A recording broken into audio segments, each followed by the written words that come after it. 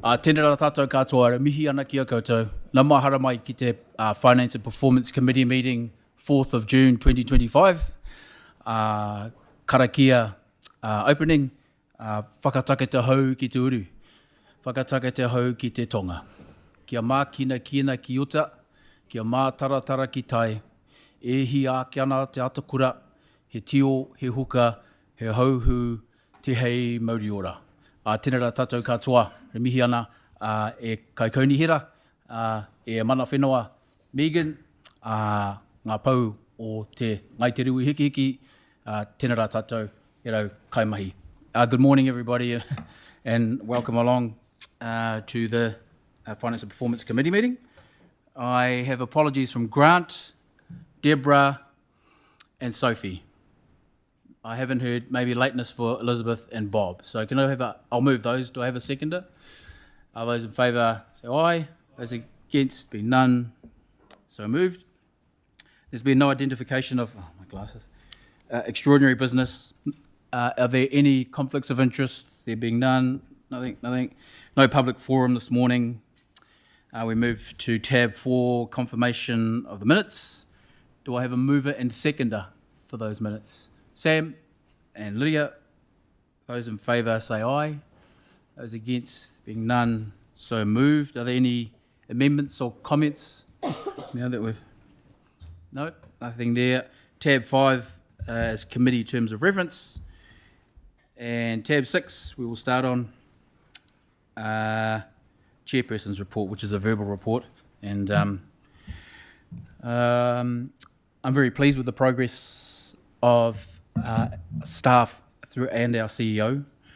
I had written a big thing here, but I think it's important to recognise where we were to where we are today. As a district, Selwyn's had a 0.8% gain economically, as opposed to other areas of the country. So Selwyn or Waikirikiri is in a very good economic state of performance. As for the Selwyn District Council, there's good news in the year-to-date result.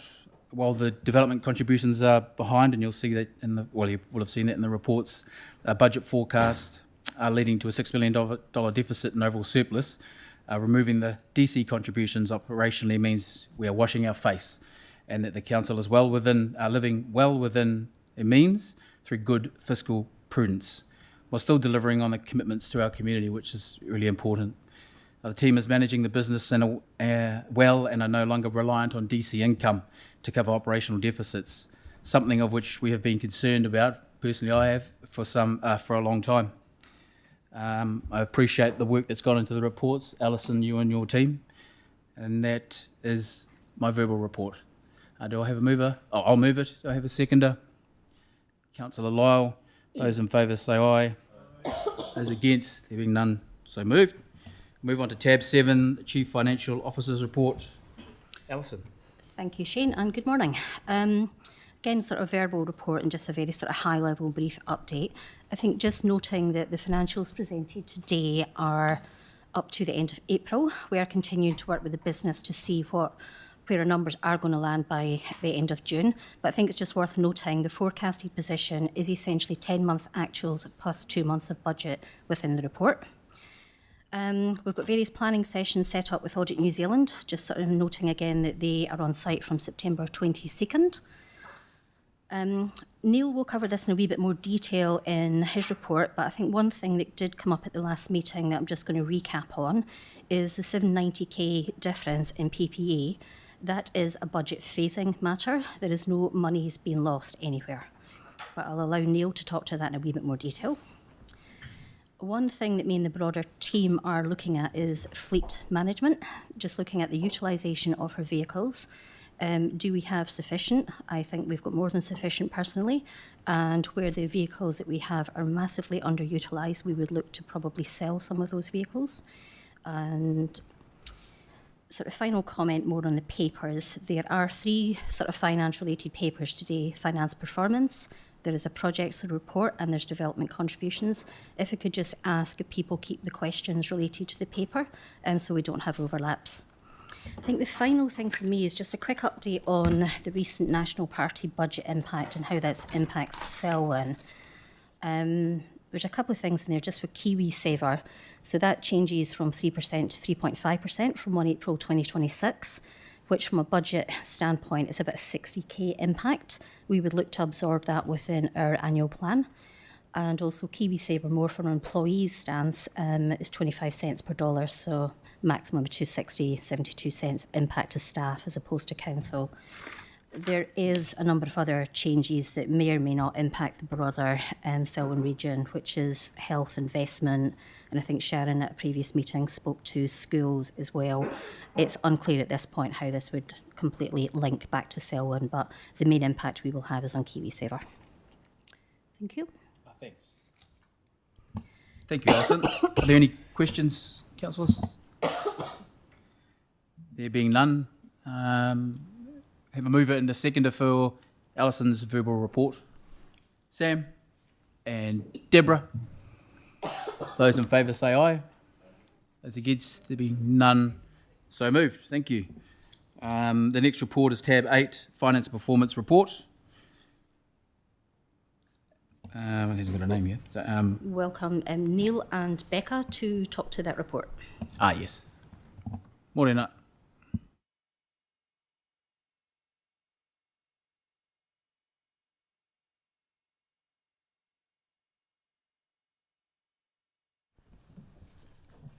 Good morning. So I'm here to talk about the overall operating performance for the month of April, or up to the month of April. So in your notice in the reports that we've Sorry, now... Becca, could you just move the mic a wee bit more towards you, please? Oh, sorry. Thanks. Sorry. I'm normally really loud, so I apologise for that. Sorry, I'm here to talk about the operating performance up to April. You'll notice in the reports we've now included the forecast column, so that should give you an indication of where we may be at the end of the financial year.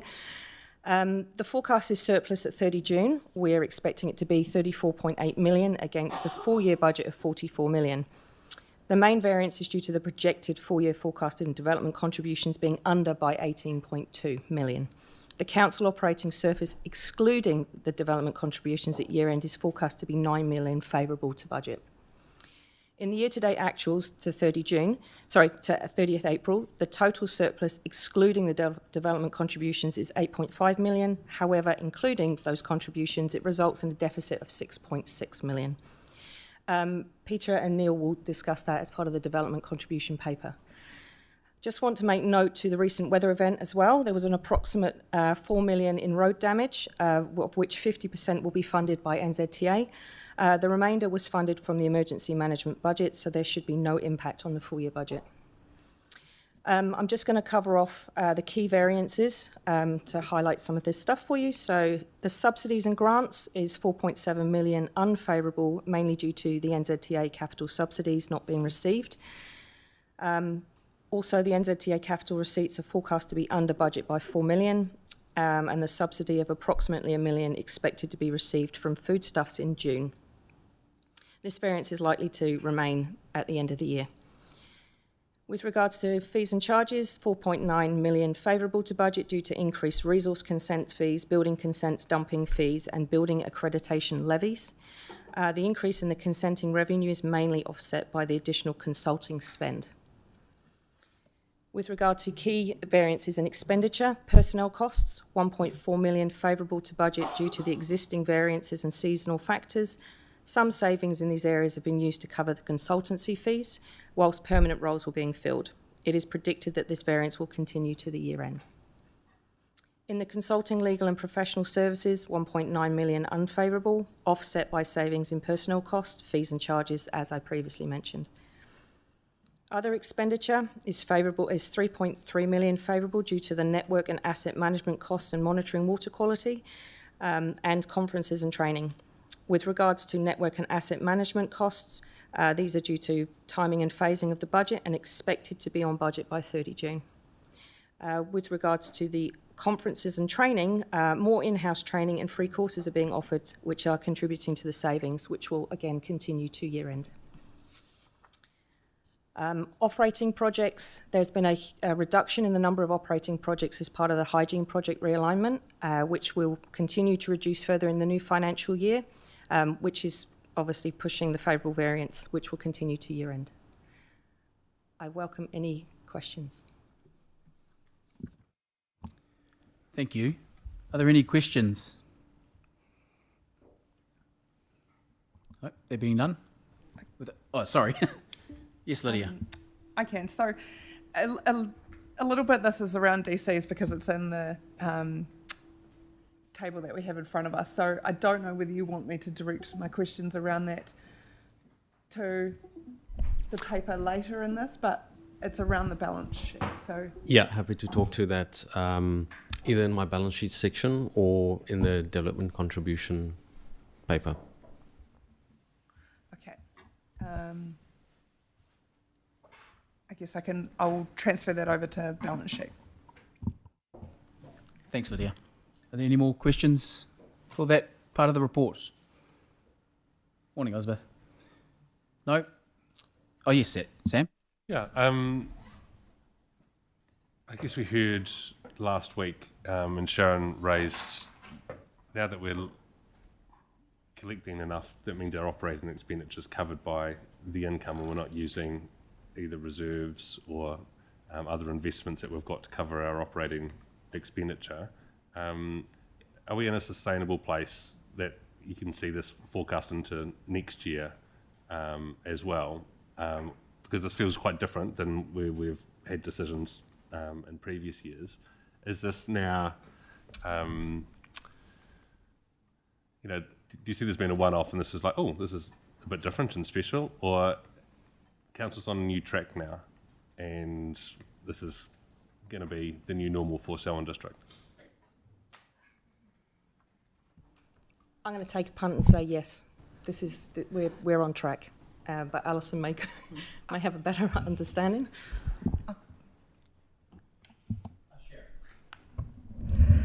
Thank you. I'm not allowed to interrupt. I'm not in the seat where I can interrupt, so I'll flick in. Yeah, no, thank you. This is about our new way of working, Sam, and this is about accountability and responsibility around our budgets and making sure we understand our business well. So what Council is seeing is the sequence of changes into the business where we've lifted the bonnet, we understand our business really well, we're starting to get, we've had the investment of the right staff into the finance team, we've got a business partner approach into the organisation where budgets are well understood. And we also have access to finance dashboards now as well, so that we can start to see things more in real time. So I would say that this will be how we manage business going into the future. Thank you. Lydia, Apologies, Chair, I did have some questions on that at the end of my list there. So I'll allow it. I accept that the receivables are a timing challenge and that's very clear around just the timing of April. And I guess the budget always leads you back to the consulting and legal services and seeing that we're over budget in that, but there's delays in vacancies. And so it leads me to ask the question around, do we have challenges around our workforce stability, seeing that we're seeing escalating consultant fees? That might be a question more to go towards audit and risk, or Sharon. Please, Sharon, have you got your light on? I think, Sharon, if I can go first, then you can come and behind me. I think, Lydia, to answer your question, yes, we do have some challenges with hiring staff. We are using consultants in some areas to cover that. But I think also using the consultant gives us that flexibility so we can switch resource off as and when required, that we can't do with hiring staff. But I think it is worth noting that there are some, certainly in Bob's area, in development and growth, a lack of skilled people available in the market.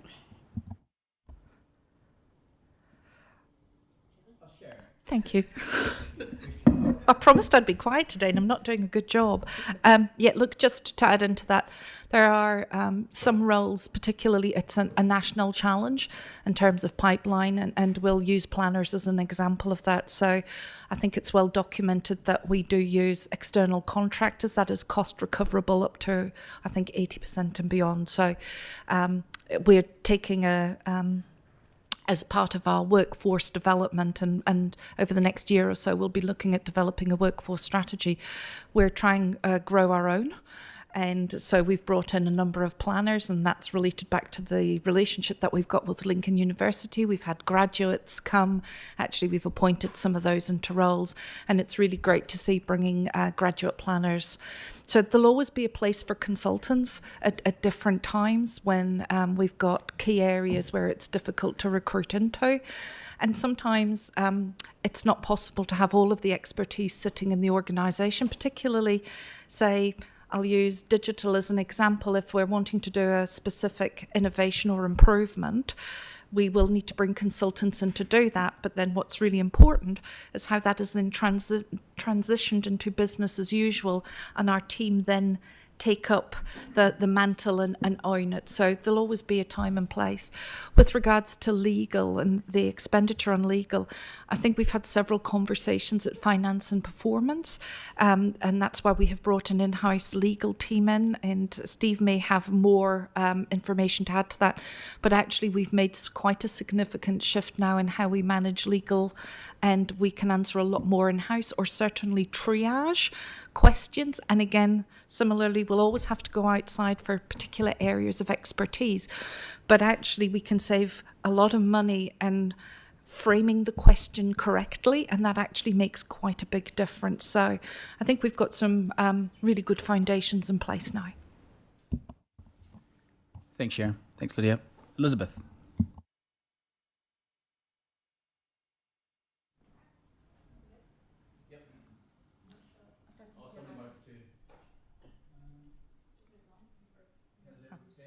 Do you want me to turn it off?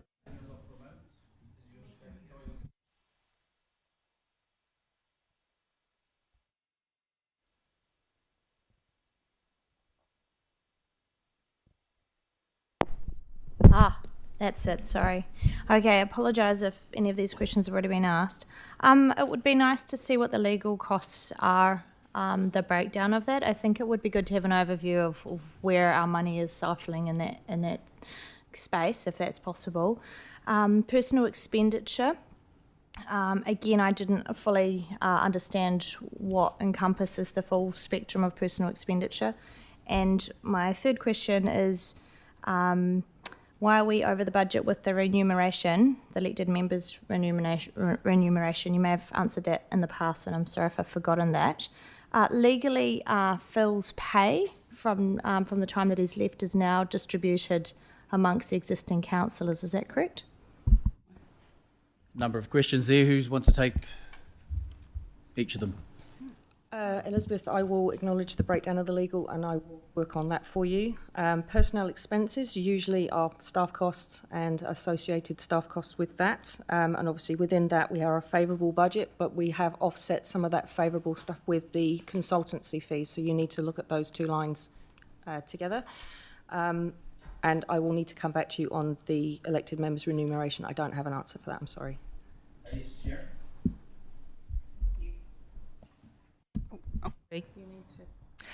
I might just go and sit at the end. It might be easier. Pull up a chair. The elected members, the paper that we took to council last week, the funds were not to be distributed. They are to go. They're going to the bottom line for Phil's vacancy, and that was endorsed and resolved at council last week.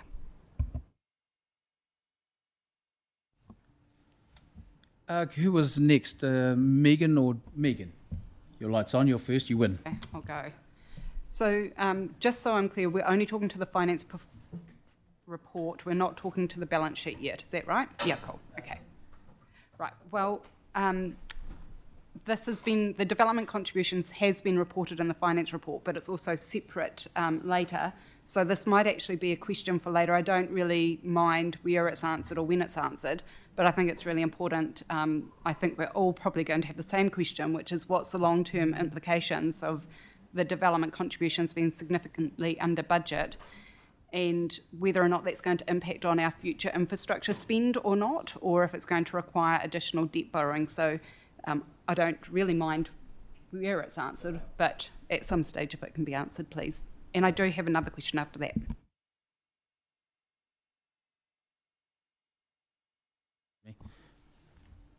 It might be easier if we do answer the questions now and then move through a report, and if they have already been answered, well, we've answered them. So I it's think, a cleaner way Megan, of doing it. I'll take this one with regards to the development contributions. This we did recognise, and we've spoken quite a bit about the development contributions policy and developers putting applications in just as the policy was changing over. We also know that development contributions will undoubtedly be replaced by levies at some point. We don't know what those levies are going to look like at this stage.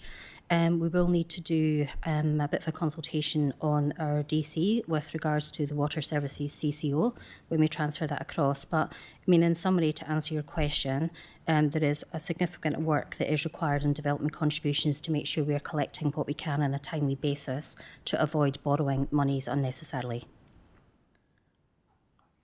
So for a future answer then, don't have the answer right now. So can we put that on an action list somewhere We can. so it can be picked up again? Absolutely. Yeah, great, thank you. And my next question was, it's about the subsidies and grants being down, and we've had lots of reporting on that about NZTA and the shifts and changes. And I just wanted to know, whether there's been any shift in central government around that and whether or not there will be future spending. So a bit of an update on whether there's going to be pockets of money available for transport in the future. I think I sort of noted earlier just with the budget change. So as part of the overall National Party budget impact, they have noted 64 million additional for transport. How that will translate to Selwyn District Council is unknown at this point. But there is additional money that the National Party have identified as part of that overall budget. But we don't at this point know how it will translate through here. Okay, I just have one follow-up question then. So we did have several projects that were planned to be funded, then lost funding. So we're ready to go, once we've got clarity on what it could look like, we're actually ready to pick that up and apply for funding? Yeah, and I think if we go back to the long-term plan and most of the roading projects that we had noted that we had our share and there was the NZTA funding share, we did note in the long-term plan that some of those projects would be contingent on receiving the funding. And certainly for future annual plans, long-term plans, it would be the same approach. We put our application in, and I think we tabled the paper, it was last November, around, is it a council decision that we want to fund those full projects, or do we want to then allocate that monies elsewhere? Sam. Yeah, just as part of that response, I think the way that the government decides on their monies through the National Land Transport Plan, which responds to the government policy statement, and that's a 3-year commitment to us.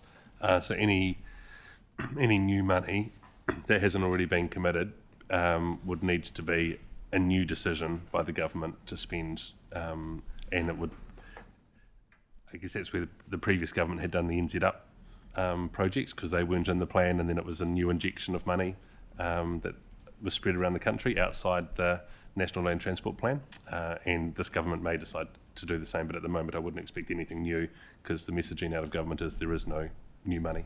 Yeah. Thank you, Sam. Next part of the report, please. Sorry. Oh, sorry, here. Oh, so Deborah. Mine's on 6, and I guess it crosses over to financial liabilities. But with regards to sewage and water being taken or moved across with regards to DCs, development contributions, across... Sorry, Deborah, can you just let us know where you are? 25 on 60, sorry. Finance and performance report. Are we at that part of the report yet? So, Number Deborah, 6, if we could, borrowings and financial liabilities. Deborah, if we could hold that question just now until Neil does his overview in the balance Sorry? sheet. If we could hold that question just now Okay, until Neil thank you. does his overview. Thanks. That might be helpful. Let's finish the report. Thank you. Please. Kia ora. Firstly, I'd just like to thank the committee for the feedback we received during the previous finance performance meeting. We took that feedback and we changed the balance sheet section a little bit to be more consistent with the annual report layout, with note numbers and references to make it easier to review. So if we get into the numbers, as at 30th of April, trade and other receivables were 40 million and 28 million higher than budget. This is mainly due to the quarterly rates that were payable in mid-May, so we should see that coming down. Other debtors continue to track in line with budget. The property, plant and equipment balance of $2.9 billion has increased by $98.5 million. That is consistent with our capital expenditure program, how that's tracking adjusted for current year depreciation. As noted in the paper, the variance you're seeing between the actuals and balance sheet is due to a life-to-date phasing issue done at the start of the financial year. So we'll see that coming down.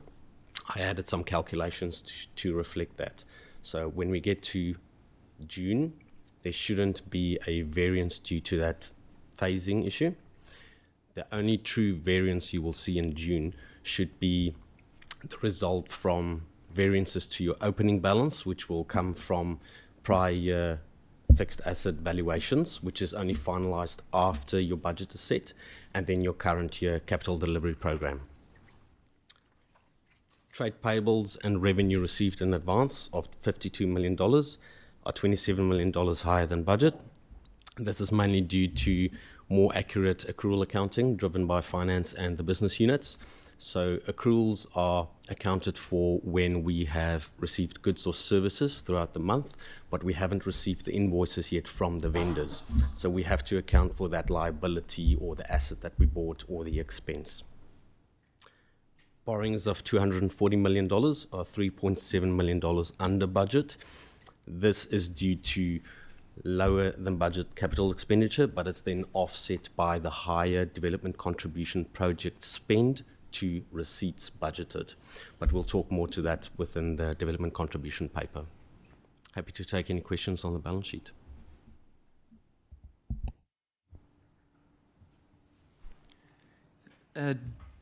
Questions, councillors? Deborah, did you please? Yeah, I can make one now. With regards to note 6, right, we have borrowings and other financial liabilities. And we actually go to the note, and you talk about the DC's contributions are lower than currently budgeted for.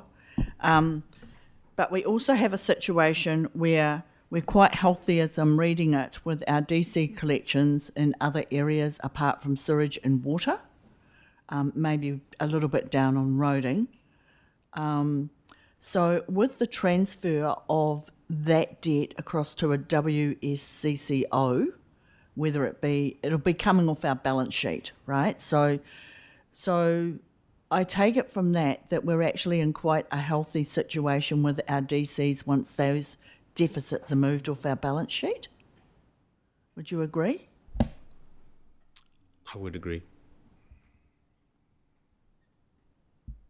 Yes. Thank you. That was my question with regards to borrowings, because that will actually reduce also our borrowing, will it not, with regards to our long-term plan? Will the WSCCO borrowings have any impact by transferring the sewage and water across to their ledger? Sorry, Deborah, I'm just going to jump in a wee bit here. So we're going down a route of what the financial impact is going to look like from the water services. We were just specifically talking to our own balance sheet just now. With regards to water, they will be looking at, once that entity is established, their own LGFA funding. So just now we're looking purely at Selwyn District Council.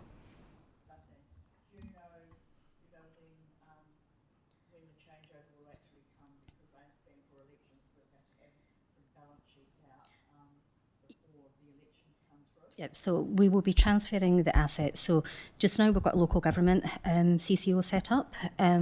Once we get the water services CCO set up, which will be in round about September when Bill 3 is legally enacted, that will be the point we transfer the assets across, and that will be the point the water services CCO will apply to LGFA for their own funding. So it will be post this financial year end. Thank you, Deborah. Lydia. Um, And then Megan. I guess this is just sort of basic balance sheet reading, and I look at like liquidity assessment compared to what it is and what our budget is. And so I'm just looking at the difference in there between year to date and our actuals and budgets. And so I just want to know, are you confident that our liquidity assessment will repair itself by end of financial year? Because we are currently under what we're budgeting.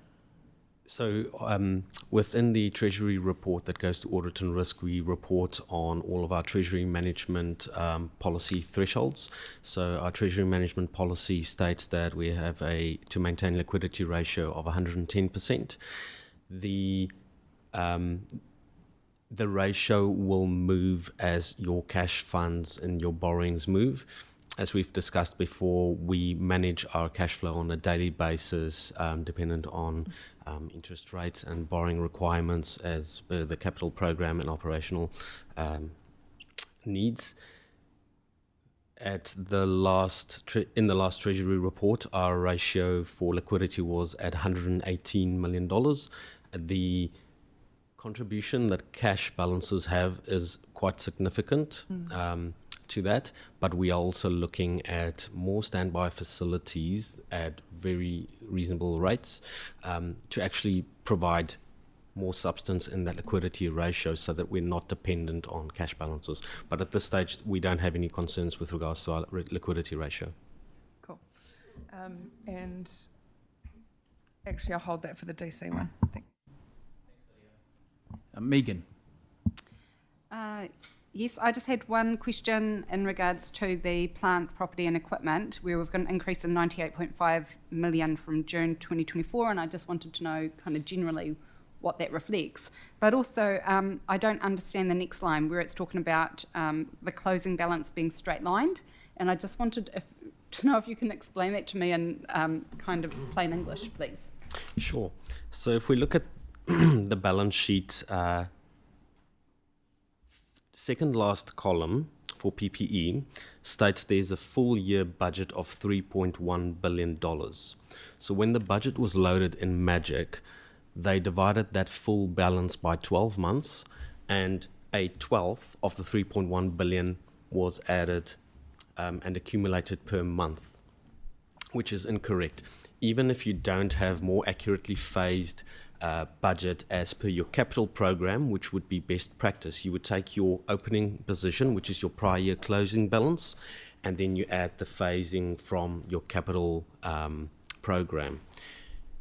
In our case, they took the full 3.1 divided by 12, and that was accumulated over the 12 months rather than your current year movement, but the life to date movement. So would we change that from an accounting practice moving forward? Correct. That was an error, and we will definitely make sure we don't make that same mistake. But unfortunately, once the budget is set and loaded in Magic at the start of the year, we can't change it. And the 98 million, that's obviously capital works programs, but I just wanted to be reminded of what that represents. So the detail with regards to the movement will be in the capital report. And it should show 98. No. As mentioned in the paper, it is the net effect of your capital delivery adjusted for depreciation. So your depreciation, you will, sorry for accounting terms, but the depreciation expense is also added to your accumulated depreciation, and your accumulated depreciation reduces the cost of your asset and therefore your carrying value disclosed in the balance sheet. Thank you. Alison? Just recapping on, I think, the question Lydia raised, and similar to some of the questions that Megan's just asked, with regards to liquidity, we do have a full Treasury report that goes to Audit and Risk. I think given some of the questions and linking it back to the balance sheet, we will bring some of that information to this committee, because I think it makes more sense in context with the financials. And I think to Megan's point just on the phasing, so I think this goes back to the broader financial hygiene and how we report and present numbers. In the past, budgets have been phased evenly over like 12 months, which is not in keeping with how we how we recognise expenditure. So, I mean, that is a learning, certainly from the last long-term plan and previous long-term plans, that we will recognise going forward. Thank you, councillors. Everybody. Does that complete the report, or there's more to the report? Sorry. That's the finance and performance report. Do I have a mover and seconder? Sam, move. And Nicole, second. Those in favour say aye. Those against, there being none, so moved. Thank you very much. We now move on to the, it's a matter of process. We moved an apology for Deborah. We just need to note that it was a lateness, or what is the normal procedure there? Apology for lateness. Okay. Okay, thank you. Moving on. We now move on to tab 9, the Capital Works report. Cameron, welcome. Go ahead.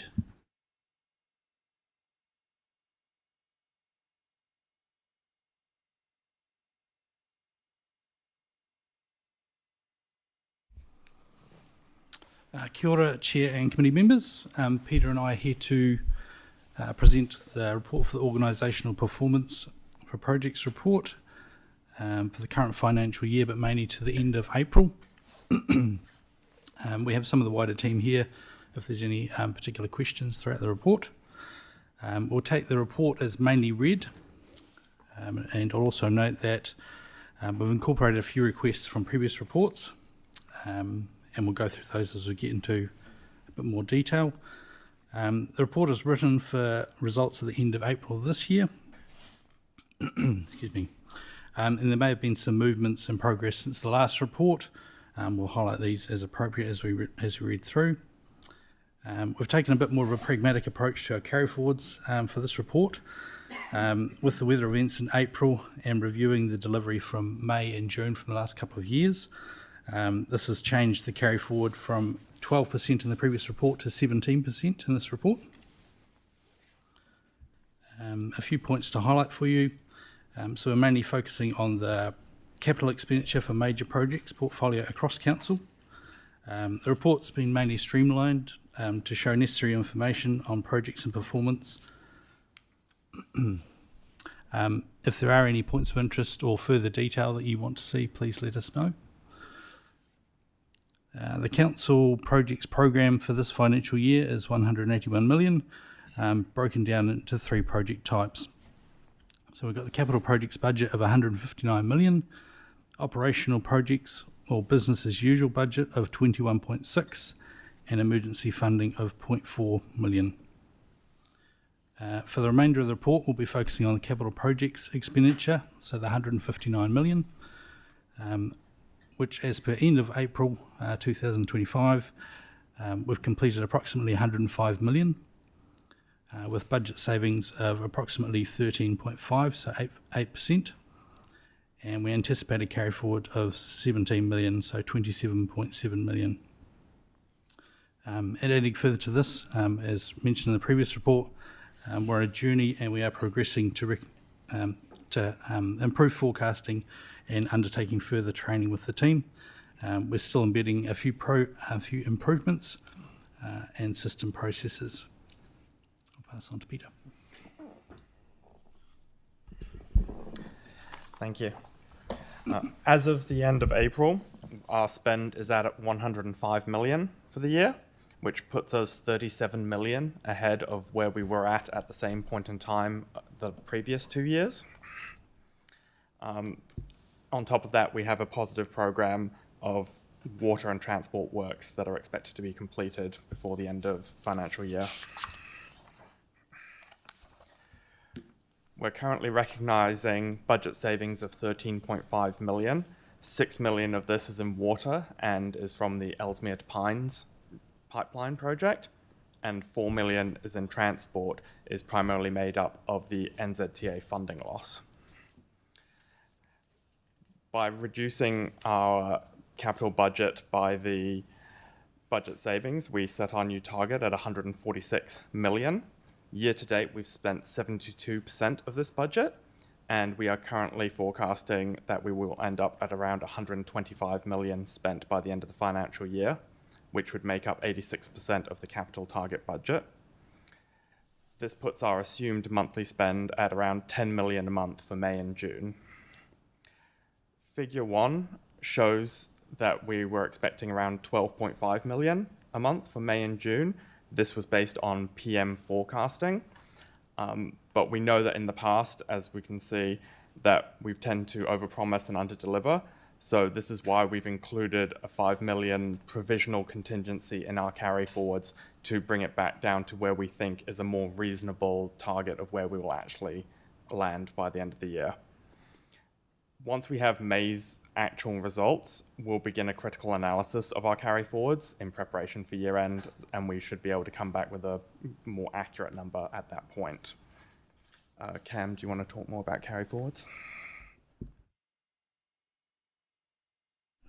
So the carry forwards we've got under the 27 million, it's in table 2. It's approximately 7.5 million in the waters. Parks and reserves is 6.6 million, transport 4 million, facilities 3.2, 1.2, and resource recovery, and then the provisional carry forward, as Peter's mentioned, of 5 million.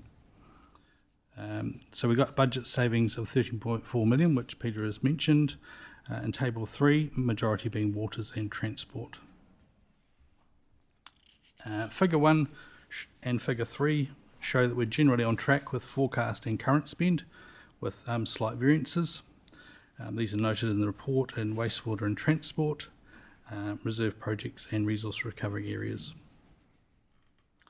For the remaining quarters, we do have a number of projects being completed with some larger spends in the wastewater and water areas. Levi Road has now been completed, Lincoln Town Centre car parks and district-wide surfacing, and the completion of Foster Park works. With regard to the project report tracking, the 3 main projects we're sort of mentioning, Ellesmere Pines, which is obviously ahead of program.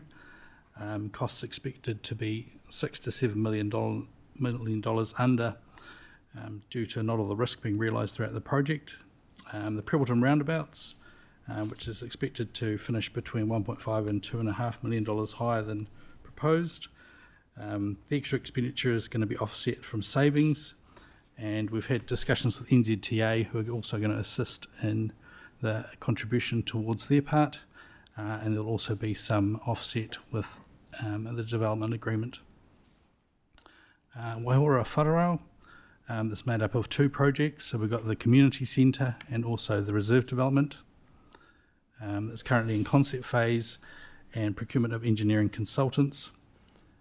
Procurement strategy has been agreed with the project steering group, which is lump sum traditional. And there's additional time requirement to consult with the community reference group, concept design and procurement, hence the carry forward. I'll pass back to Peter. We are currently working with IT on the integration of a projects module into Magic, which will then feed into our Apex reporting. This will help us forecast at a lower level and give us more ability to question the movements in our forecasting. We're also looking at expanding Apex's functionality into multi-year forecasting for our larger projects, which will then allow us to better keep track of when we're having to bring projects forward and move them out. It will give us a much better idea of the overarching fields of our schedule. This will also give us the ability to have a more agile response to ever-changing circumstances. Are there any questions?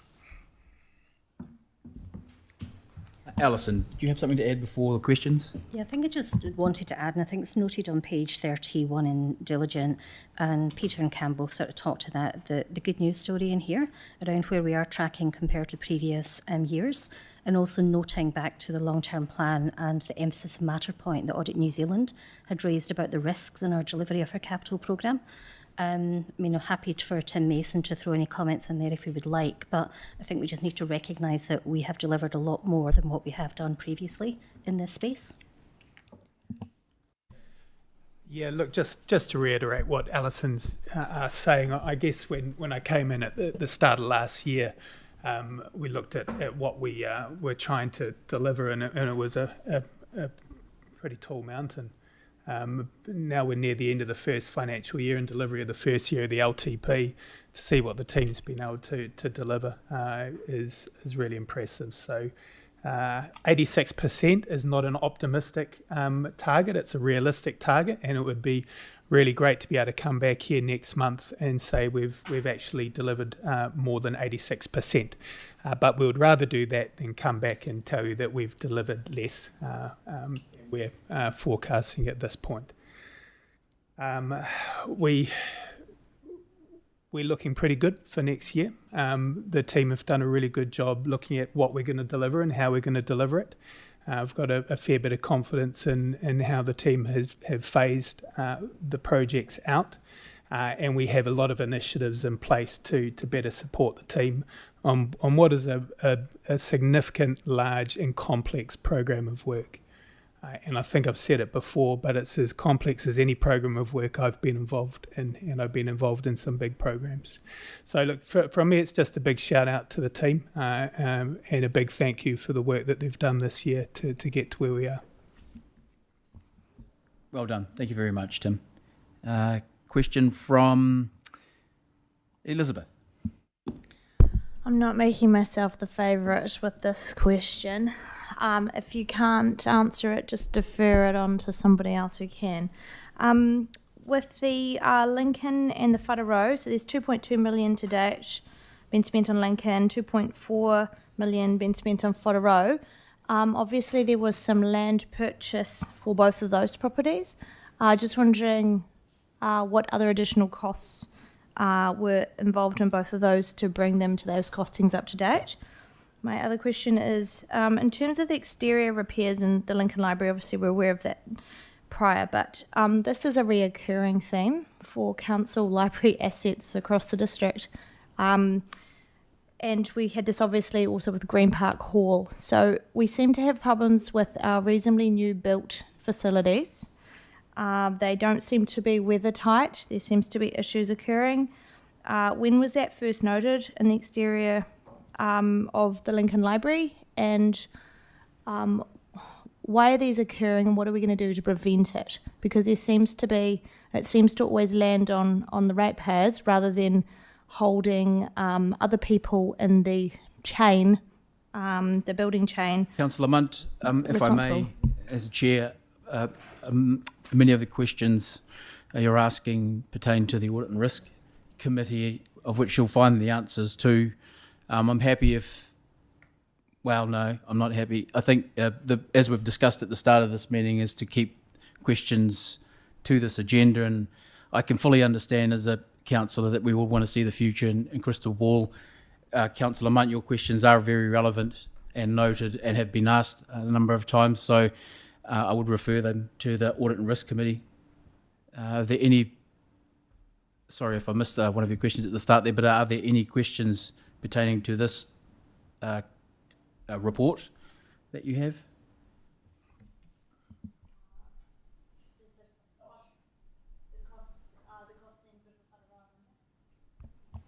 So the costs for Lincoln are covering mainly the demolition of the houses that had to occur, and also the development of the car parks, and also design fees to date. Just clarifying, that's also including the cost of the car parks. Thank you. Thank you, Councillor Munt. Who's the... Sorry, just the other one was the Whātaro costs is the land purchase. Sorry. So it's 2.4 for the entire land purchases so far to date. And also demolition works that have occurred on site. Thank you. Did anybody else, did someone have something to add? Sharon, did you? I'll give you a... You can't. You got to move. Deborah, did you have a question?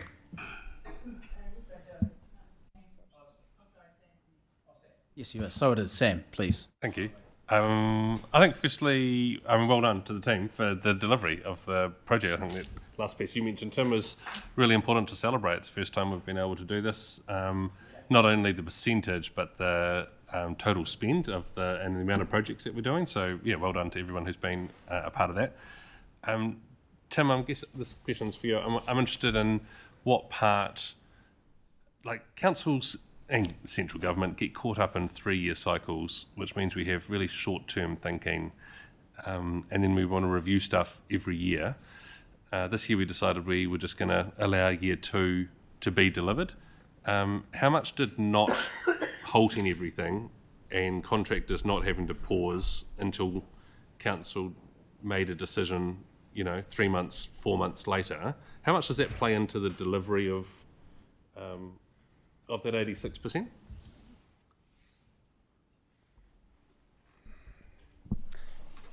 I suppose, Sam, what we are trying to do is get as much visibility of our forward program as we can, and it's quite normal to look at 3-year cycles, but of course it gets more, you understand it better the further you get into the program. We're challenged at the moment with our systems and processes to support such a large, complex program of work. Some of the work that we're doing at the moment is focused on improving that, and what that looks like in practice is the putting in place capital works programs, so master programs, so we can better forecast, we can report better, we can control our costs better, but a big part of that is also so we can communicate with industry better. So what we would like to do is to be able to go out to industry on a regular basis and give them visibility of our forward program of work, and we've never been able to do that before. We've managed to deliver the program of work without a whole lot of things in place that I would be used to seeing, which is really a testament to the team. Next year, you're going to see more process in place, which is going to better support the team. So forward works fewer, capital works programs, all that kind of stuff that gives better visibility to contractors and is able to provide better reporting to this governance group as well. Does that answer your question? And Sharon, if you had something to add. Just move down the end, Sharon.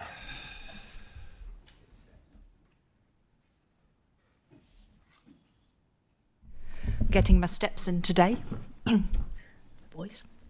I just wanted to add that what's actually been really helpful is the fact that, and to be fair, is probably not going out on an annual plan consultation this year, because actually, as we know when we go out for consultations, it does create a start-stop effect, which can be a little bit challenging sometimes in terms of progress across many projects.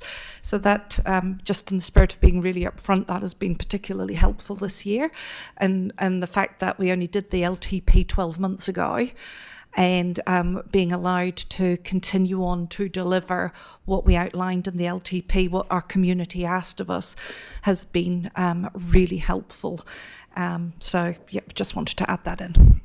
Thank you. And on page 6 of this report, it talks about our capital spend being 90% on transport and 5 waters, and it seems like the government's got this caricature, central government's got a caricature of local government that says there's wasteful spending, and sometimes people in our community also seem to think that we spend all this money on things that isn't essential infrastructure. But reading this, often we've talked about 80% of our capital spend being on water and transport, and this is saying actually that in the last 12 months, 90% of that spend has been on transport and water. Like that's the basics of council doing the things that communities want. Am I reading that right? Well, I'll answer that. The answer to that is yes. I was going to look to Tim rather than hand signalling across but yeah, very much that is where the largest proportion of council's expenditure goes to, is towards water and roading. So thanks for that again, because that's what our council's asked for. So you're delivering the things that the community's asked us to do, and then council has determined this is what needs to happen, and that's really great. there's a couple of just the use of the word year in the report, and it's just left me a bit confused around the commentary around the transport and facilities projects. And I don't need the answers now, but I just think the commentary is actually helpful not only for this meeting, but for people that want to understand when projects are going to happen. And sometimes you've got FY, which will be financial year. Sometimes we say a date, like May 25, and sometimes we say the end of the year. And so just some consistency in what we mean when we say those things. And are we expecting the end of the year to be by the end of this month? I think that means by December, but I don't know because it doesn't say calendar or financial year. That's a good point. Thank you. We do attempt to make all of our wording align with financial year, so we'll go through and sanitize that for next time. Thanks for bringing that up. That's cool. And just our terminology around the project Whotoro and Waihora Whotoro, if we can think about the way that we say those words and repeat them in the building, then as an organisation we lift. When things are new to us, it can be hard and challenging to learn, and I totally respect that people are trying, and thank you for the effort. But I think we need to think about what we want learnt, and so that when we practice it. And Shane, at the beginning, you led the karakia for the meeting. 18 months ago, we would not have been able to, together as a room, say that. But by the perseverance of the chair, like you, Shane, leading that has meant we hear it correctly, and now we've learned it well, rather than learning it wrong. So just a challenge to the organisation, I suppose, around our use of te reo and pronunciation. Yeah, thank you. Ka aroha, Sam. Ka mihi mana, and thank you very much for the response to the questions. Lydia. Deborah. Okay. Look, mine's quite short. Page 38 in Diligence 60, page 11 on the report. And I guess it's looking at the project portfolio issues and risks. And we're monitoring. And we're looking at our relationship building with ECAN and Runanga continues. And with it's basically ECAN are our consenting partners with regards to, I guess, stormwater. And Runanga with regards to sign-off. And I guess it may be a capacity issue with regards to their availability of time with all the work that's required for them to actually have input. I'll leave that for Megan to actually verify that. But with regards to ECAN, are those time delays, what costs are those time delays costing us, with regards to the consenting, because we're monitoring it, and are there any penalties with regards to ECAN non-compliance, the same as we have our non-compliance? Might be a planning question, but it's just trying to understand from planning, we have compliance timelines to meet, and I'm presuming that ECAN will have those as well. So I just wonder if we've got to work on that relationship, how do we actually try and bring ourselves up to speed with regards to that consenting issue? Sorry. Excuse me, Deborah. Could you just ask your two questions more succinctly? Okay, sorry. ECAN, compliance issues, obviously a cost if there's time delay. Yeah, so one of the things we're doing more often now is actually meeting up with ECAN and letting them know about larger projects we've got coming up where we've got a lot of consenting required. So they know that it's coming up and they can sort of sort their program out to help us out in terms of getting those out in better timeframes. And in terms of, I guess, most of the costs for not meeting your consent requirements are normally through an operational side of things rather than the projects. When we've got the projects going, we make sure we have ECAN come out at the start of the project as a sort of interim thing, and then they can say how they want to see things going forward. So they come along to most of the site meetings on those larger projects where it's required.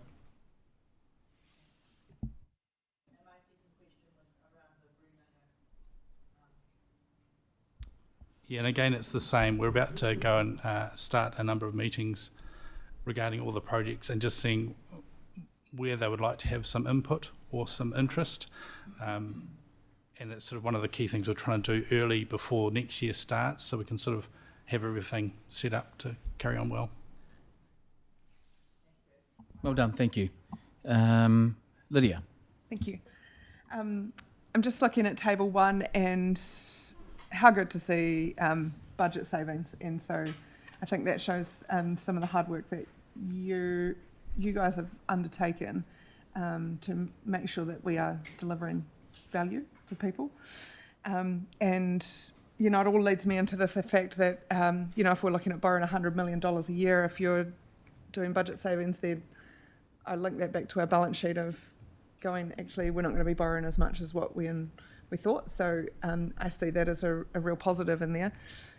At the last meeting in April, I asked the question around seeing the number of projects complete as a percentage versus the dollar value percentage complete. And I think Sharon put some commentary around this and saying that it was a really important comms piece for people to understand. And so I just wanted to understand where we might be with that piece. So we did a little bit of work on that, and we will improve on this going forward. So to the end of April, we had completed 195 projects under 100,000, 26 projects between 100,000 and 500,000, and 10 projects over 500,000. So one of the things that's going to improve going forward is we get the Forward Works Planner in place. That's also going to enable us to provide a bit more information in terms of where projects are at as well. So hopefully we can have some better reporting out of that. Cool. Okay, thank you. Thank you, Lydia. Elizabeth? Oh. Megan. Kia ora, Megan. Kia ora. A lot of my questions have actually been answered, and it was really helpful to get that insight from Tim at the beginning. In particular, I liked Sam's question, which is to say, how's our governance been going? Was it really helpful for us to lean into the decision we made on the long-term plan and not just review everything 12 months later? That was really helpful. I liked Tim's answer better, which was the issue is us, not you. And then Sharon came in and said, actually, it's a bit of you as well. So, yeah, so thanks for that. That's actually really helpful and insightful from a governance perspective to go, right, where are we getting the wins? So that was really helpful from my perspective. My only question that was that I'm just not sure about it, but it does sound like we're on track. Last year, when I was new into this space, there was quite a lot of talk about carry forward figures and how they become a big risk for us if we keep accumulating them. And we made a decision in the long-term plan to not have as much carry forward and lose things off the books that we didn't anticipate delivery within the time frame. And I just wanted to know, is the carry forward balance prediction here much better than previous years? I won't turn that off yet. So this year, currently this is an estimate based on what has not been achieved. Once we have the May actuals, that's when we're going to really dig into a critical analysis, and we've already identified a few projects where we've noticed that they aren't going to be achievable within the 3-year cycle and will end up in year 4. So that's where we will not carry them forward. We will drop them and then reinitiate them in the next LTP. So that process is definitely going to happen in about a week or two is when we're going to start that process to identify that. And really, we really want to narrow down, and we don't want to keep carrying forward for the sake of carrying forward. We really want to give it a bit more critical analysis. So the aim is that that figure would hopefully come down, but we're just wanting to be realistic, and this is the potential of what it could be, but hopefully we're going to aim to get it lower by actually analysing it and giving that critical thought. Great. So when you do that, when you get the final figures, what would be really helpful from my perspective is to understand how that looks comparative to other previous years as carry forward. Mm-hmm. And because I think it's really important for us as a team of governors to always stop and reflect on our decisions. Mm. And if it's reflecting that in the long-term plan we made good decisions to not carry as much forward, and this is the outcome of it, that's really helpful and good learning. Then my only other, my other one was was actually a response to Deborah's question about Runanga. So my understanding when it comes to the Capital Works program, there's only been one issue over the last 12 months that related to the Ellesmere pipeline, where when it came to the consenting stage, it was like our consenting team had not talked to the governance team because there had been a whole heap of support for the project at a governance level. But then at the very end, there was a delay when it came to the resource consent because of communication. Other than that, that's the only issue I am aware of, but it's great to have as a risk. And I can say the only further thing I've heard about that particular project is that it was resolved so well that Selwyn came and asked for endorsement for Runanga to say this was a really good collaborative project that we want to actually seek an award on, because we moved through those issues really promptly, quickly, and got good resolve. So I thought that was a good news story to tell. So it's great to highlight the risk, because then we can actually deal with the outcome, and that from that example, we're able to do really good work together. Kia ora, Megan. Really very, very good points. It's hard to not be philosophical, but I think it's quite easy to measure numbers and financial benefit, but what is difficult to measure is the satisfaction of our district, the qualitative measurement, and potentially for future reporting would be alongside that the satisfaction that the district gets. But yeah, maybe I'm waffling on a bit now. That concludes the Capital Works report. Thank you very much, gentlemen. There being no more questions, do I have a mover and a seconder, please? Councillor Munt and Councillor Lyle. Those in favour say aye. Those against, there being none, so moved. We now move on to tab 10, the Development Contributions Summary Report. And Alison, you have something to add? Yeah, I just wanted to note, within Diligent, the report, unfortunately, that is there is the one for February. Neil is going to share the April report on, or either Neil or Peter will share the April report on screen, and we will circulate it immediately after this meeting.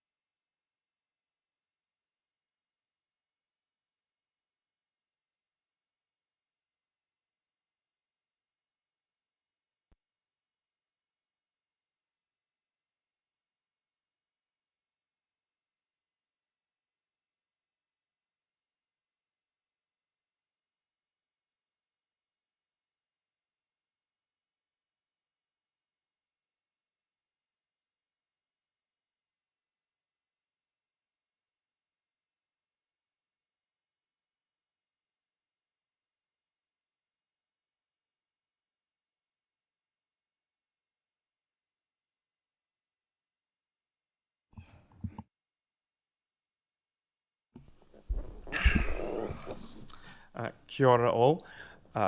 Apparently, the current DC report didn't make it in to the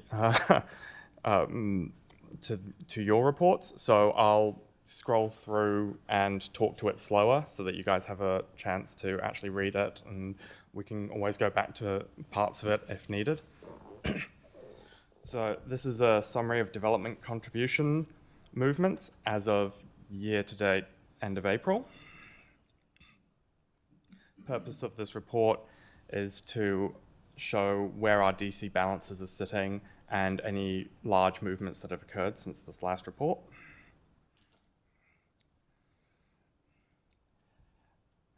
Here we have the catchment breakdown areas, which are the same as the previous report and are as per LTP.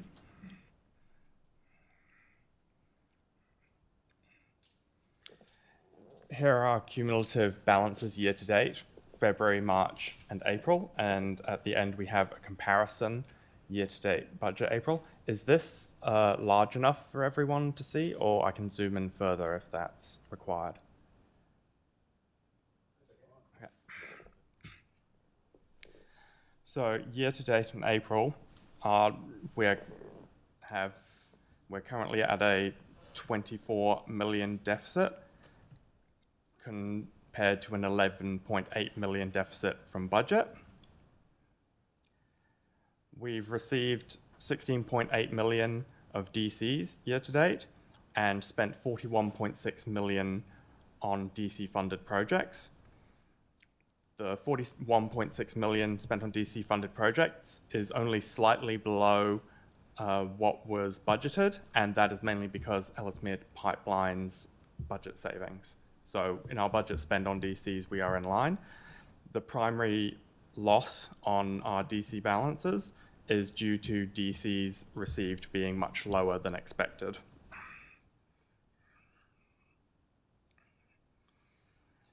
Our primary projects are in water and sewerage DCs are the Ellesmere to Pines pipeline, the Pines wastewater treatment plant, the Prebbleton reservoir and pipework, and the Southeast wastewater pump station projects.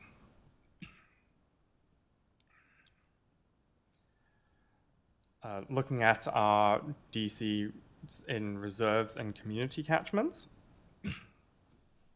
we had an uptick in our Eastern Reserve DCs. This is primarily because of the 110 Hueys that were paid for in the Willfield Rise developments and 21 Hueys paid for in the Harrow Green developments.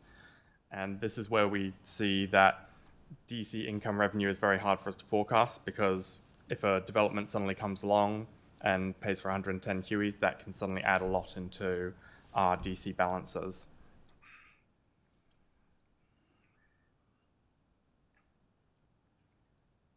For our DC roading catchment areas, we're tracking ahead of budget, with our primary projects being the Levi Road intersection and the Lincoln North Public Car Park.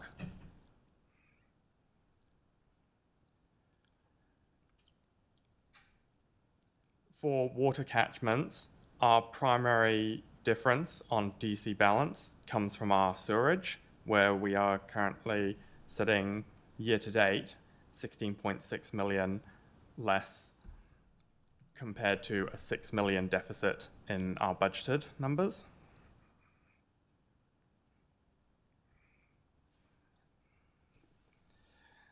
The 22.9 million spent in sewerage is primarily the Ellesmere to Pines pipeline and the Pines wastewater treatment plant. The 5.6 million spent under Springs Water is primarily incurred in the Prebbleton Reservoir and Pipework project.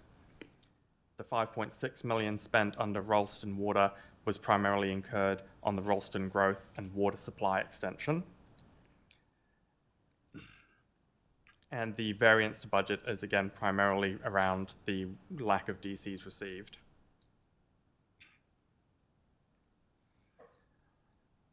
Looking at our life-to-date balances, you'll see that our reserves are tracking pretty close to budget. Community is below budget. This is because community had to start off at 0 because we split it off. In previous years, community and reserves were combined, having to split them off, and then because we have not received as many community DCs as we expected, this has then led them to end up in a deficit rather than a positive. Roading is currently ahead on DCs. Sewerage is heavily behind, sitting at a 27 million deficit compared to the budgeted 16.7 million deficit. Stormwater is sitting pretty close to our expectations, with water sitting at about a 2 million deficit.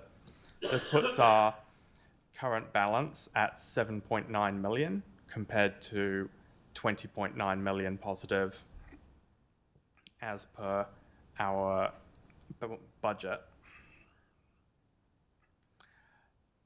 Last time, you requested a bit more of a breakdown of our sewerage, of our forecasting and where the issues are to make it easier to understand. So we dug into the sewerage DCs as they are our primary issue at the moment.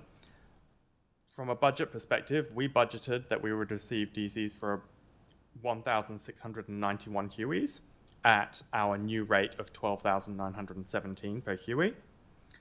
Based on this, we would end up having a closing year balance of 20 million deficit in our budget. Actuals to date, we have received 881 Hueys, and the average rate that we've been paid for these Hueys is 6,400. This is primarily due to the fact that developers can lock in their rates up to 5 years before having to pay them. Because Selwyn has gone through such incredible growth and we have invested so much in our infrastructure in the last few years, this means that we are still having developers paying on rates as low as 3,000 per Huey. When budgeting, we required 12,900 now to recover.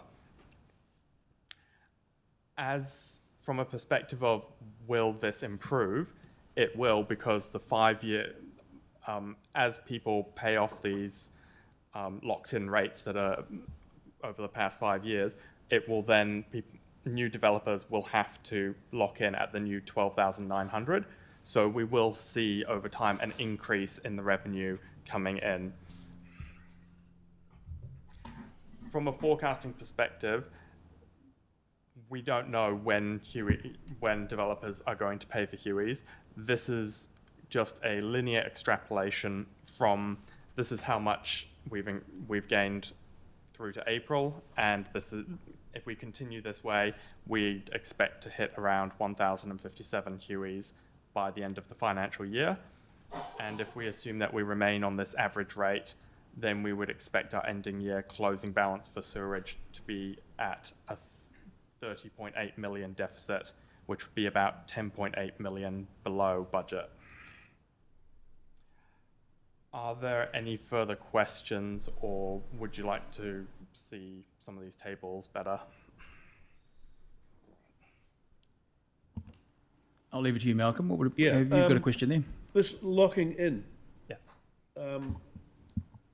How, this is obviously something historically, do we have to carry on with this? These guys are having a laugh. They're having a serious laugh. We're subsidising them. So what's the background, and do we have to carry on doing it, is my question. So it's based on a DC policy that we've held and created, and it would be a DC policy that made sense 5-10 years ago before we hit this high growth. When you're in standard, having a 5 years isn't really going to, you don't make such big grand changes to your infrastructure, so that normally covers you all right.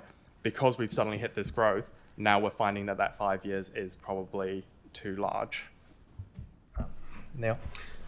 If I may add to that, as Alison mentioned before, with development levies reform coming up, there will be quite a bit of standardization coming from central government, providing thresholds for these charges. So until that is actioned, we will still continue to look at our development contribution policy and do some recalculations. Thank you. Thanks, Malcolm. Alison. I think, Malcolm, just adding to what Neil has said there as well, and I think the point is it's really key that we ensure our policy is fit for purpose. We close down, I'll use the term loopholes, and make sure that what people are charging is the fit and purpose rate for where we are now.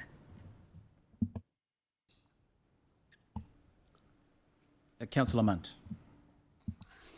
I remember this topic being raised by Sharon in the early days when we were discussing the DC, the DC contribution changes. I remember having the discussion around the timing and the locking in, but I can't remember where we landed on that.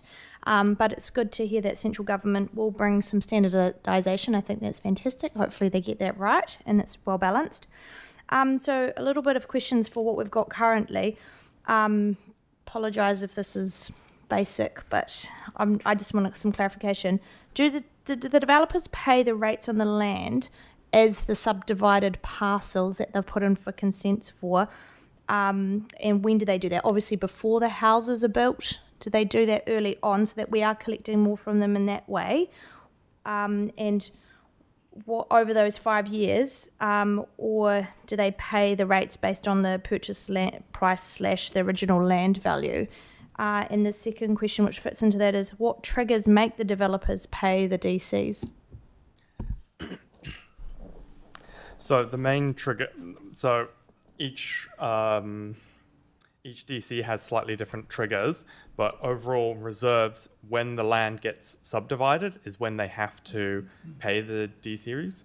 And this is why, in general, we see our reserves sitting a lot higher, because we receive all those much earlier on, whilst a lot of the water and sewage ones are only once the house is connected and usable. So this is where land could get subdivided and set up, but until they actually start building 3-4 years later, that's when we start to see the steady stream of receiving our sewerage DCs, water DCs, and that is part of the imbalance. In terms of what they're paying in terms of the rates, will they pay the subdivided section rate versus the land value of the prior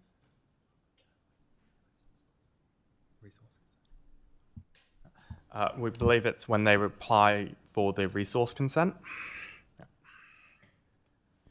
Thank you, Councillor Munt. Deborah, Alison, did you have something to add? I think just recapping on what I mentioned earlier, just around the long-term plan amendment that we will be doing for water. So the DC policy will be part of that. So we have an opportunity then to look at this policy in terms of, is it fit for purpose and what it needs to look like. And that's an opportunity we will take. Great. Deborah? I'm pleased we're going to be revisiting our DC policy. With regards to that 30 million that you've just shown in Table 7, which we don't have in front, but it was trying to understand my earlier question, I guess, so thank you. That 30 million, that's got an interest component that has to be added onto that. That's not been added onto that 30 million. Would that be correct?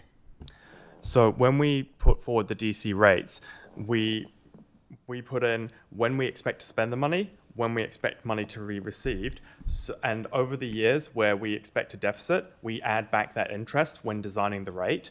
So the interest cost is added into the rate, but currently we are seeing more than we expected. But we only redo the DCs during LTP time.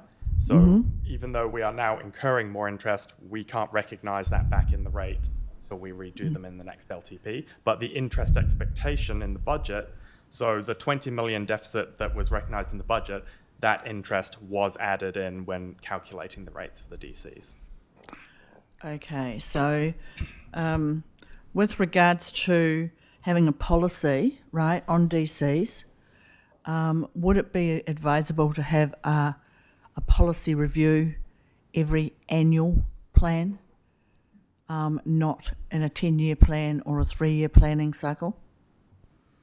I think, Deborah, I'll cover that one. So, I mean, we will be reviewing, like I sort of mentioned, we will be reviewing the DC policy linked to water reform and the LGP amendment. We will need to look at the levies and what shape or form they come through on, which will largely go to then determine how frequently this policy is reviewed. But certainly what we don't want to leave ourselves in the position of where we've got rates that are locked in, say, 5 years ago, as Peter has sort of articulated. But yes, the policy will be reviewed more frequently. Okay. My next question is around, I guess, payment, and it's the deficit payment in DCs, where we used to have policies which allowed developers to pay off their DCs. Or, you know, to have if they were in deficit, and that led to actually in deficits. I know this might be an audit and risk, but I did note in penalties and arrears, we didn't quite have a breakdown of the development contributions, if any, that are in arrears. And I just wonder, how do we deal with those arrears and development contributions? Do they attract a penalty? like a rating penalty of 5%, or is that something that would probably need to be considered in a policy if there were arrears? That's possibly one we're going to have to bring back to the next meeting. I can't fully answer your question just now, Deborah, unless, Peter, you want to add anything? No, that's something we'd have to look into. Okay, Thank you, Deborah. thank you. Lydia. Thanks. Our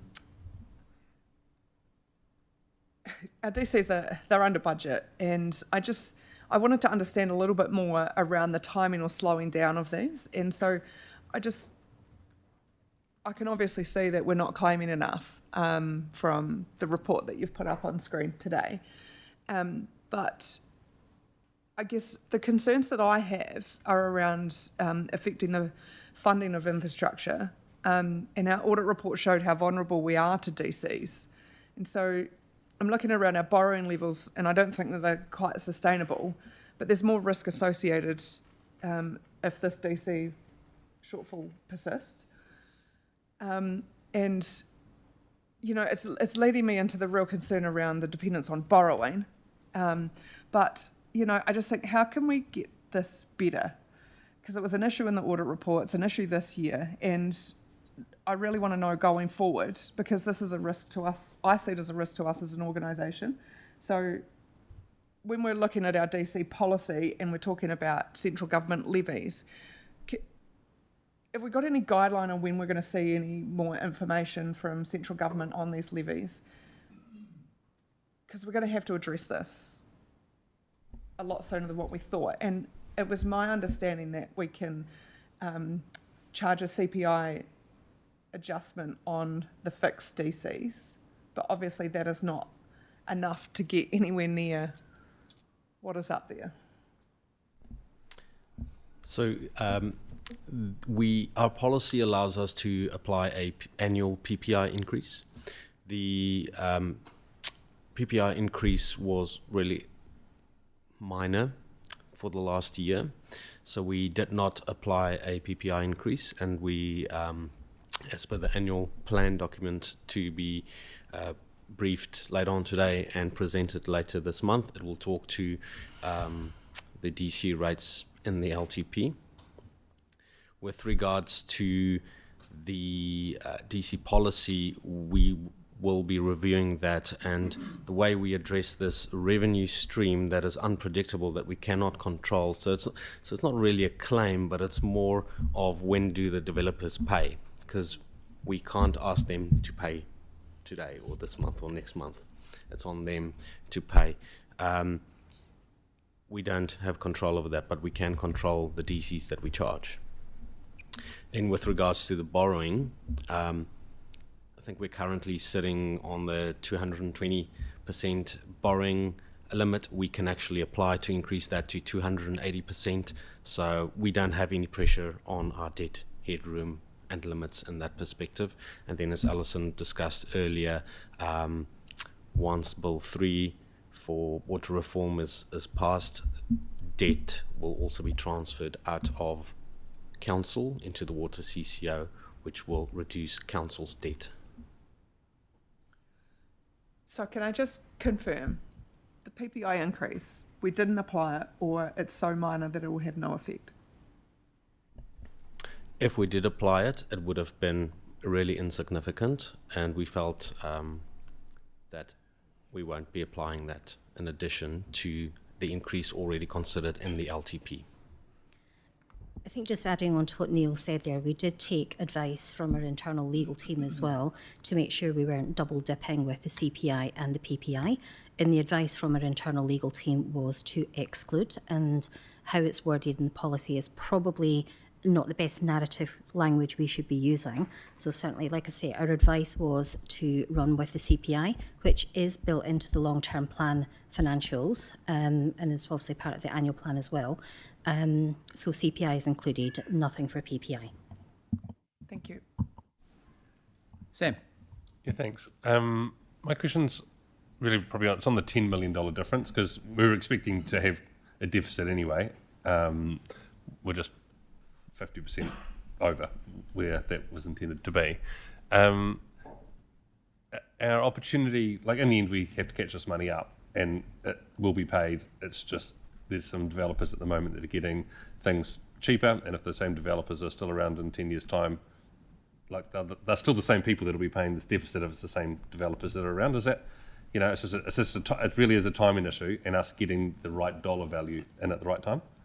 Yeah, because if the longer they take to develop and pay, then during the next LTP, all the interest costs that we've incurred during this time will just fall onto those rates, and the rate increase will just be higher, and the rates will basically keep going up until they start getting paid for, and our overall debt goes down. So it's just pushing it down the road. Really. So the DC debt isn't paid for by the existing community; it will still be paid for by future growth. Yes. Cool. And the budget number, I think this is probably the thing that I want to make sure we get right. It's interesting that we would use an average rate of what the new number is at 12,000, nearly 13,000, as our budget, and expect that that's what everyone's going to pay, even though we know some people are only going to be paying 3,000 or 6,000, and for the average, maybe some are paying 12, but the average is still only 6,000. Like, why did we do that? Because it seems like we just didn't quite think it through.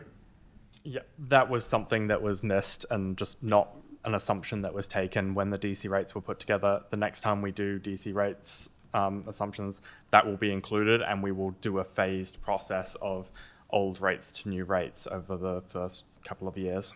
So if we'd done that this time, would that mean that our budgeted final figure would have just been a higher loss than what we've got here? Or would we have increased our DCs to make sure that we were still only at a 20 million deficit? It would have been a bit of both.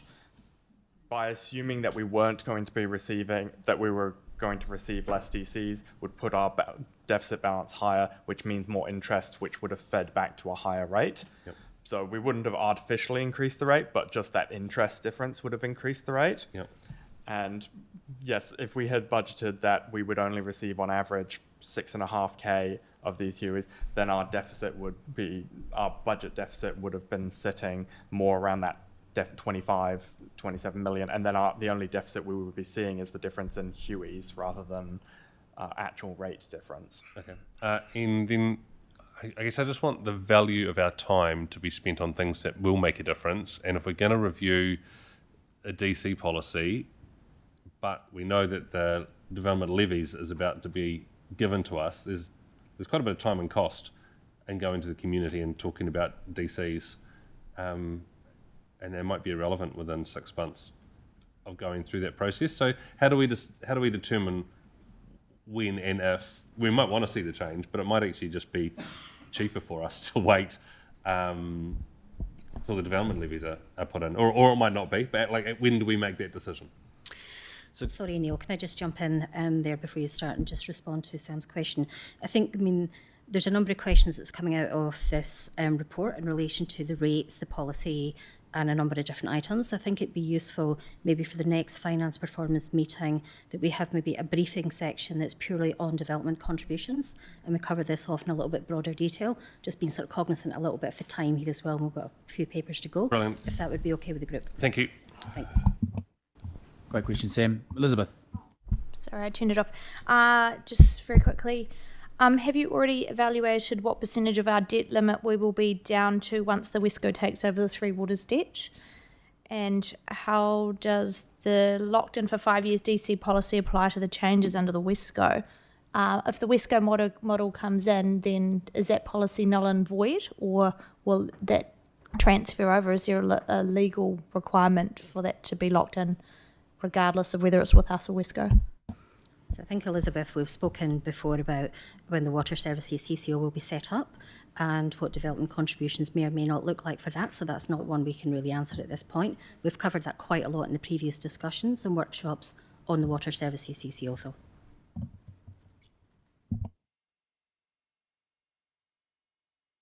Sorry, there being no more questions, I ask for a mover and a seconder for the report.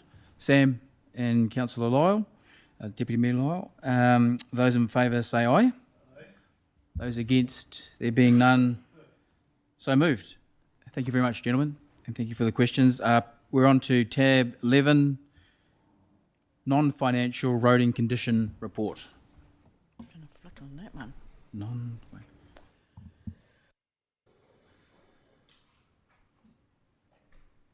Questions? The non-financial roading condition report?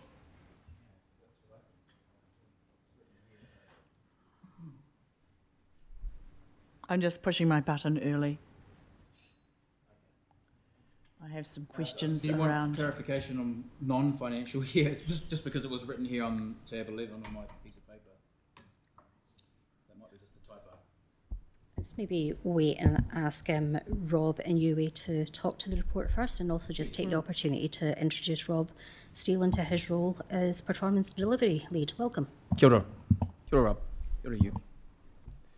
Kia ora koutou.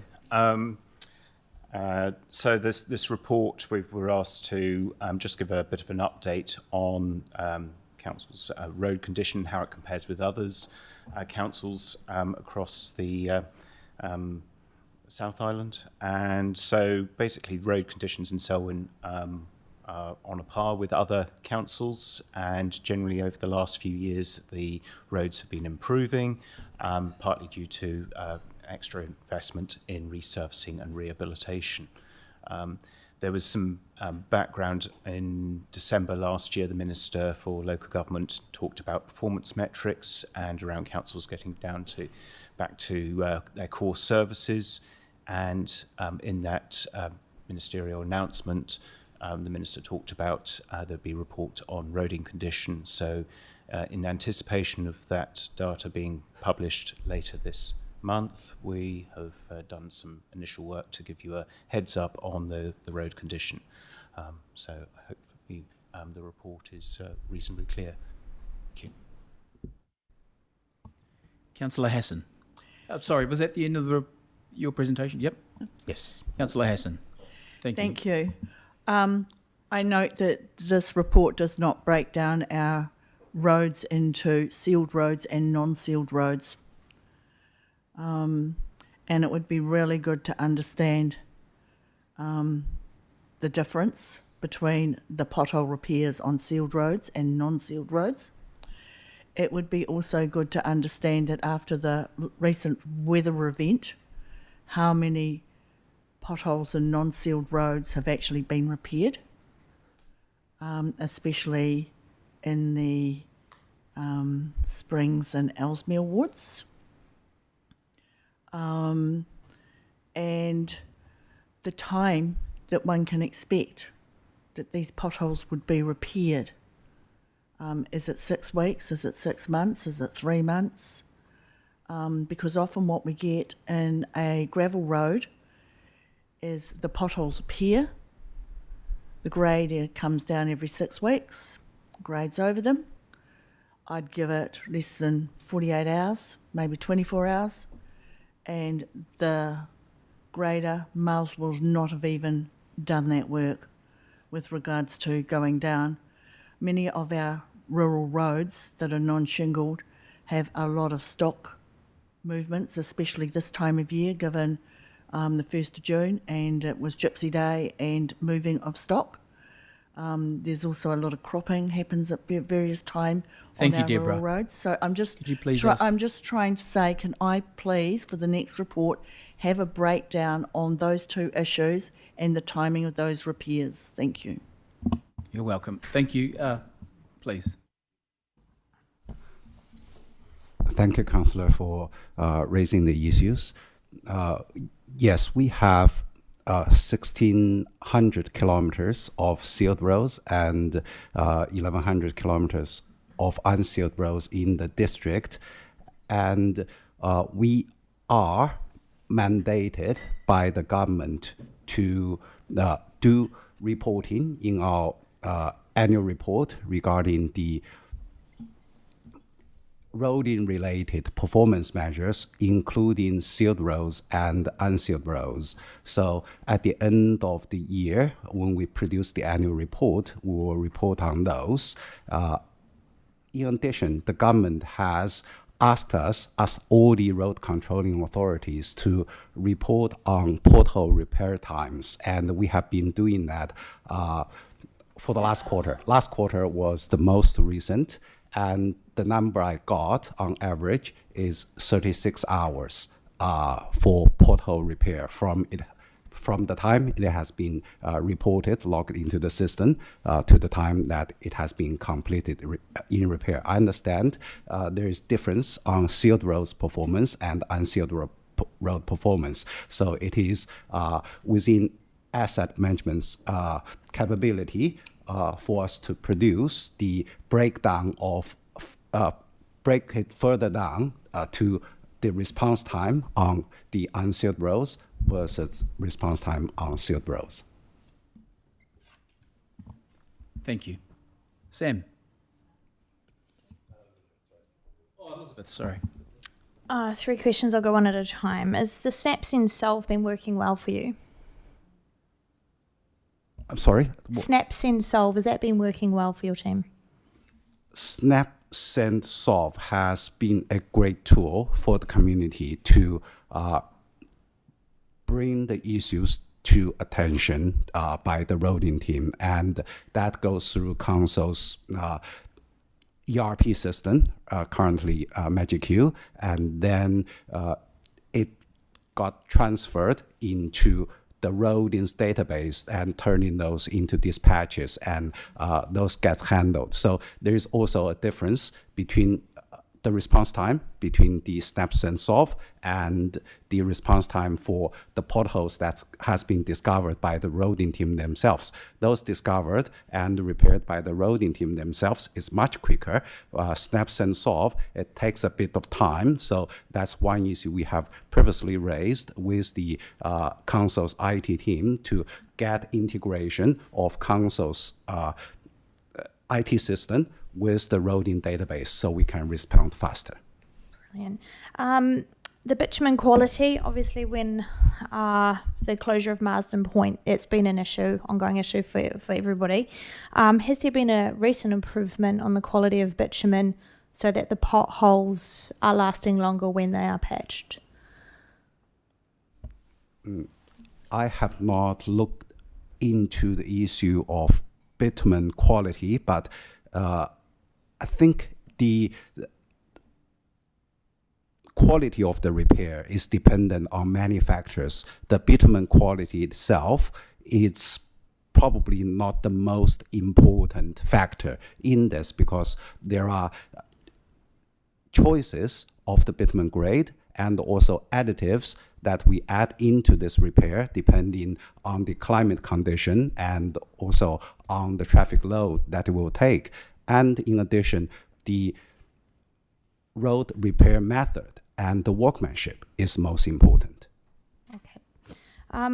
So is Selwyn, just having done a lot of driving around Canterbury this year, Selwyn appears to have a huge amount of gravel roads still. I know that we've got a percentage that we are sealing. Are we looking to be more proactive on sealing versus just resealing? So resealing is about renewal of existing sealed roads. So for existing gravel roads that we want to turn them into sealed roads, there are a few situations. The first one is intersection sealback. Council has in the LTP, a small program for intersection sealback, mostly to improve safety at intersections. Then in terms of turning other unsealed roads into sealed roads, the Council's position at this stage is that we will only do sealing for a few strategic roads that has been identified in the Council's activity management plan. And there is a Council policy on expecting other parts of the unsealed roads on how they will be sealed. Thank you, Yu. your way. Appreciate that. Sam? Yeah, thanks for the report. We used to get a report that had it was almost heat mapped of particular roads, and I don't know whether it was done by us or done by our contractor, but have we just stopped doing that, or does that feed into the data that we have here? I'm just wondering where the two different bits of reporting sit. So I don't know about the previous reporting done by the operational delivery team, but in the past 2 months, the asset management team has developed the heat map for our potholes, and that was supplied to Rob in my previous communication with him. Okay, cool. Yeah, just as when I saw the heading of the report and I started scrolling, I was expecting to see that map and then didn't. I thought that's cool. The potholes fixed. To me, that heading's quite misleading because it almost says like we're not really fixing any potholes because we're doing less over time. When actually we're just not getting the potholes reported because they're not occurring to the same degree. So something about that title doesn't read right to me around what it's trying to say in the data. So well done on the current roading condition. And I think there's a website that I feel like all councillors should know about, and it's the transportinsights.nz website, and it's got a performance dashboard that's particularly tailored for governance and is able to compare all councils across the country. And there's a little sort of heat and colours that show that Selwyn, when we are thinking about our value for money, the quality of what we're doing for the cost that we're paying, we're above our comparable councils. And when we're thinking about our effectiveness, which is how good is the network for the amount of work that we're getting done, we are above our comparators again. And when it's efficiency, how much is getting done for the amount that we're spending, we're at the median. So it's great to have this internal reporting, but actually when we can see what has been done, this is an NZTA-backed program, which shows, you can look at any council you want, but it's an interesting example, and again highlights the good work that you and the team have done. So thank you.